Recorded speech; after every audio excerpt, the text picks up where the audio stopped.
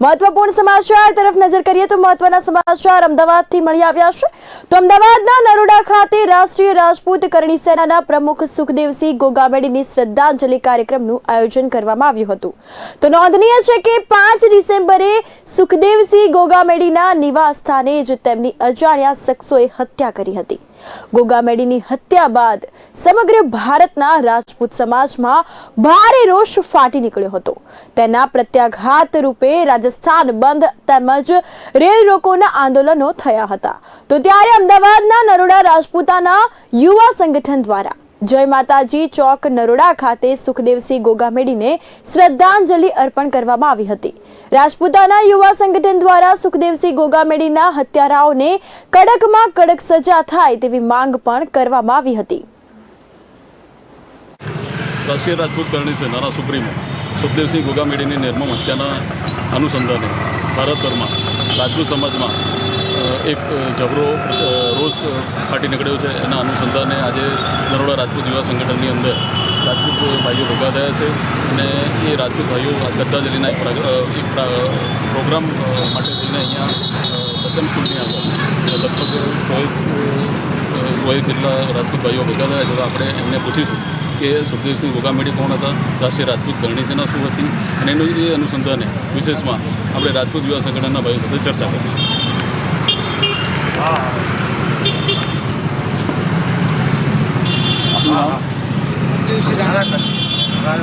રાષ્ટ્રીય રાજપૂત કરણી સેના એક શું હતું રાજપૂતો માટે?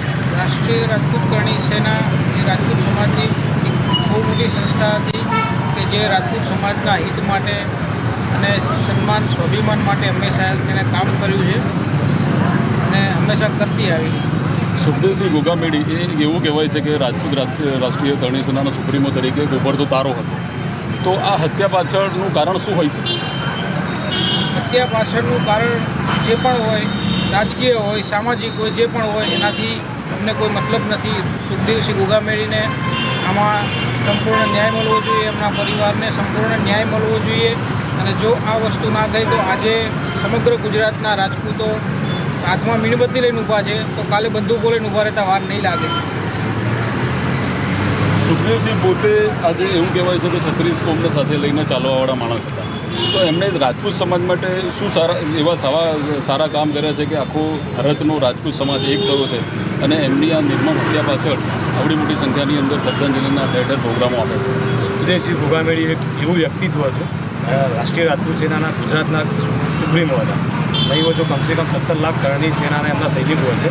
એમને રાજપૂત સમાજ સિવાય 36 કોમ એમનો એક પ્રશ્ન એ એમના દરેક પ્રશ્નમાં રાજપૂત સમાજ તો સાથે ખરું જ, જોડે જોડે 36 કોમ એમને 36 કોમ માટે બી ઘણા એવા પ્રોગ્રામ કર્યા છે, કાર્ય કર્યા છે અને એ અંગત અદાવત હોય, સામાજિક કરી રાજકીય મોકલી ગમે તે એમને હત્યારાઓ જે એમની નિર્મમ હત્યા કરી અને સદીઓથી ચાલતું આવ્યું છે। રાજપૂતોને ક્યારેય કોઈ છામી છાતીએ પોકી વળે નહીં, એટલે એમને કાવતરા રૂપે એમના ઘરે બેસી નાસ્તો કર્યા પછી એમના અજાણતા એમને આ લોકોએ ઘરમાં ઘૂસી અને જે નિર્મમ હત્યા કરી।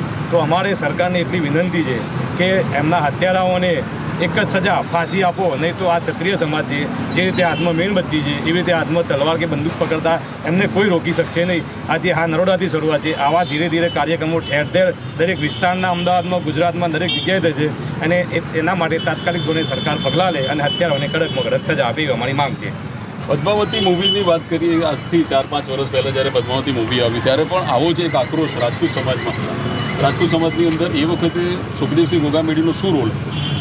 સુખદેવજી ગોગામેડી એ વખતે પ્રથમ હરોળની અંદર રહીને પૂરા ભારત દેશની અંદર સતી પદ્માવતીનું જે અપમાન થયું હતું પિક્ચરની અંદર એને બિલકુલ વિરોધ કરીને અને જેમને આ પિક્ચર ઉતાર્યું હતું મનુષ્ય એને સબક શીખવાડ્યું કે ભાઈ આજ પછી આ રીતે કોઈ પણ ફિલ્મ શૂટિંગવાળા અથવા ફિલ્મ બનાવવાળા ક્યારેય પણ રાજપૂત સમાજનું અપમાન ન કરે એ એમને ધ્યાનમાં રાખવું પડશે।